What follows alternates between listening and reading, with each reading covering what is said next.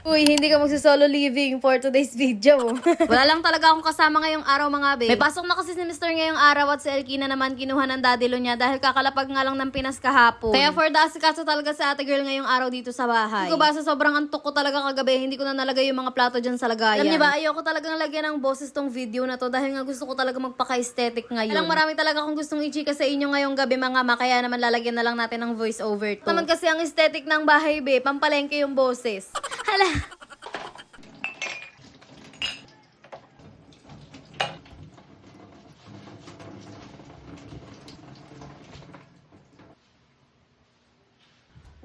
Tapos ko nga pala dyan maghugas mga maheto nga at naisipan ko ng palitan yung kurtina namin dito sa kusina. Kala ko nga ngayon darating yung in-order kong bagong kurtina pero hindi talaga siya dumating ngayon kaya itong puti na lang ulit yung nilagay ko dito. Realize ko rin talaga nitong mga nakaraang araw na dalawa lang pala talaga yung kurtinang pinagsasalit-salitan kong ilagay dito. Anyways, magpapalit na nga pala ako ng mga basahan para naman yung mga pinagpalitan ko masabay ko na sa paglalaba bukas. Minin nyo mga ma, hindi nyo na talaga ako nakikitang naglalaba. Diba naman mga ma, yung tubig dito sobrang hina. Alam nyo naman yung mga automatic na washing machine naku, nakakainis talaga yung tagal niyan, lalo na kapag mabagal yung tubig. Imbis na mapapadali ka talaga sa gawain mo dahil automatic na nga yung washing machine, naku be, mas lalo lang tatagal. Prime water, baka naman.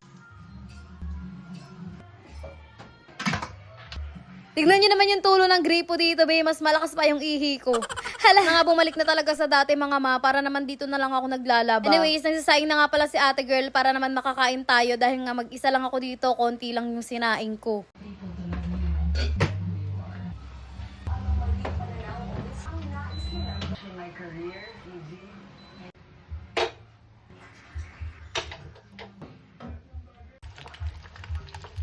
Nga rin pala ako nagpunta ng palengke mga ma, kaya eto na lang din yung ulamin ko ngayon. Inyo ang ulamin to mga ma, ko napakasarap niya. Beef tapa nga pala to ng Pure Foods mga ma at sobrang sarap, promise. Pure Foods, baka naman. Cheers.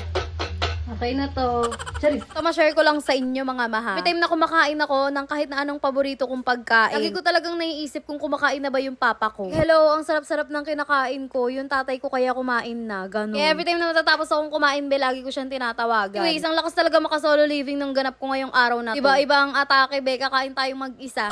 Hala. O siya mga ma, hanggang dito na lang muna. This is Mommy Jelly. Follow me for my next mini vlog.